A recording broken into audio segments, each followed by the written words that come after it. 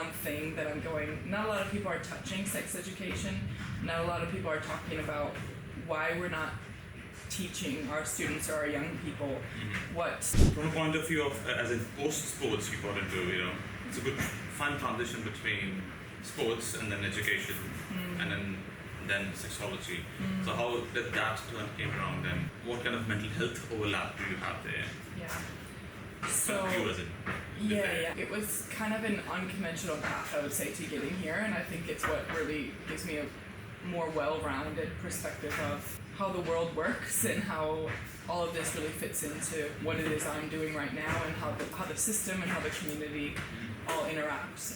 But I went from uni into management, and from that I was in Melbourne during COVID, and I feel like that for many people was so life-altering, and sitting there with not a ton to do. I was recruiting international students and the borders were closed, so there's some irony there.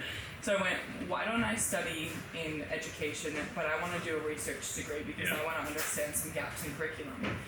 And my background and my family's kind of history told me that there are things that if we had known as children, or if we had grown up with education around, that could have been avoided had we known XYZ.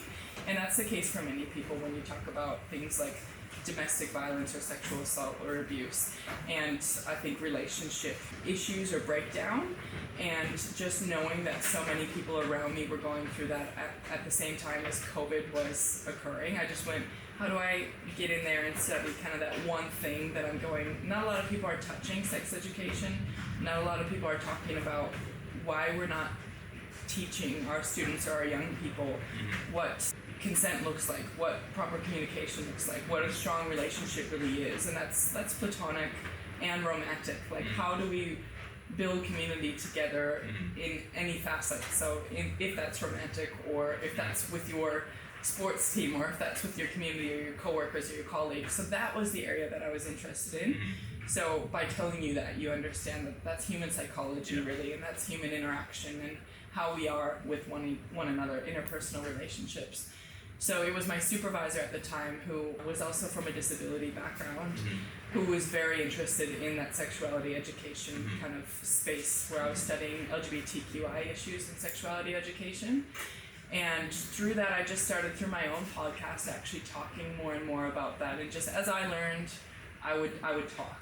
And as I talked, people would ask. And as they would ask, I would go, okay, I better learn more, because it's not really the route or path I saw myself going down. It was almost just, I feel that it's a bit of a disservice to not share some of your own knowledge and learnings to the extent that you can with others, to see if something strikes a chord for them, or if something helps one person. I feel like that's my job done. And so it was through that I went, right, I actually have to build up my own knowledge of this, because people are asking, and you'll sit anywhere, you'll sit here at an interview, you'll sit at a bar, or you'll share with someone like, oh, I have a sexology background, or I study sex and relationships, or something along those lines, and people instantly say, oh, I could really use that, or oh yeah, I'm going through XYZ, and we all are, really. And so it's, the more you know, the more I feel I should share. And so it just kind of landed in my lap. It's not something that I thought, oh yeah, I want to become a sexologist, or I want to study this area.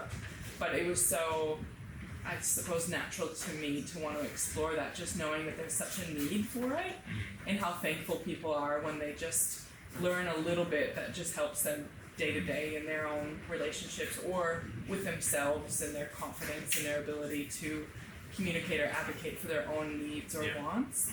So it really just landed in my lap. I never thought I would go from international business to mental health in this way, and have sexology as kind of the bridge to that.